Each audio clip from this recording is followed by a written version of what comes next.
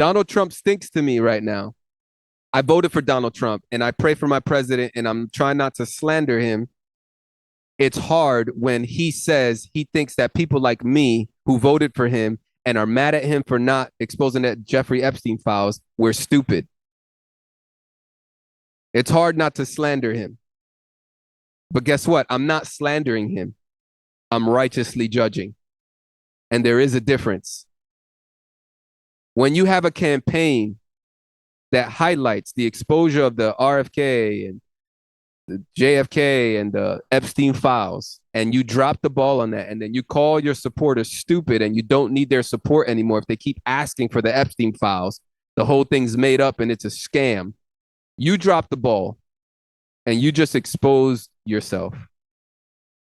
So I'm sorry, Donald Trump reeks. I think this Zionism allegiance is very sickening to me.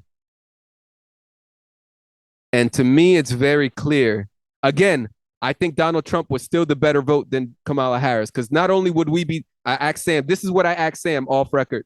And I asked this to my audience. Who cares about this? I know some of my audience is black-pilled and don't care about voting. But to those of you who believe that we should be like Joseph, we should be like Daniel, we should be, we should care about the nation that we live in. And I agree with Charlie Kirk's position on this. He does believe that there is to be a nationalist is biblical. You are to care about the nation that you live in, wherever you're living. You are to care about the economy and the well-being of the nation that you live in.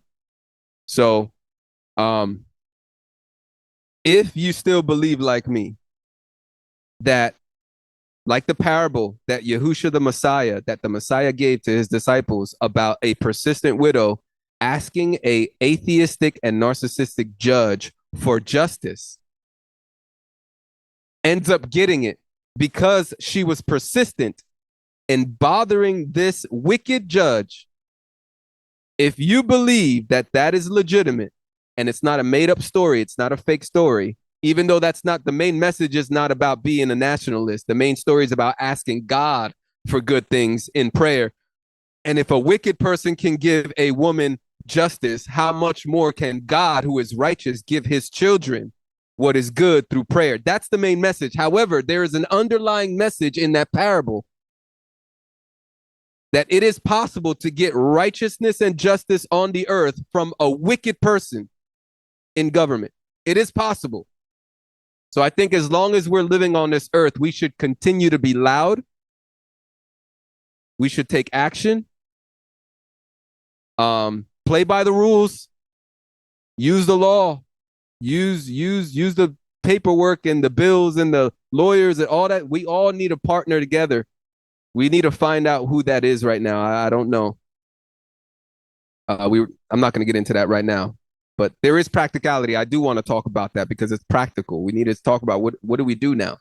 I think we need to be looking for the independent journalists that side with us, that have the moral values that are close to ours, whether it be a Christian, whether it be a Catholic.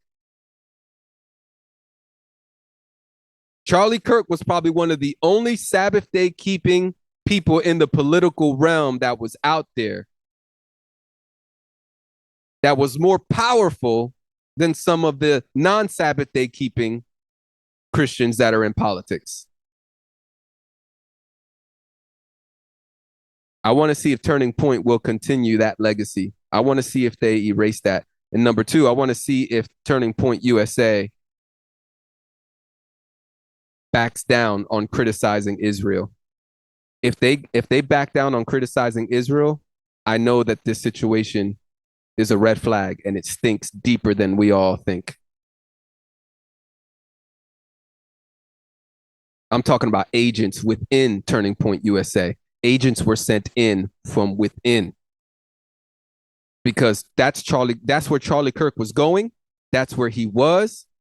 And we need to continue in that trajectory. If we turn back to business as usual, 100% pro-Israel and all that stuff, something is seriously wrong. His wife right now is CEO. Let's see how things play out. Anyway, I want to go back to saying what I was saying.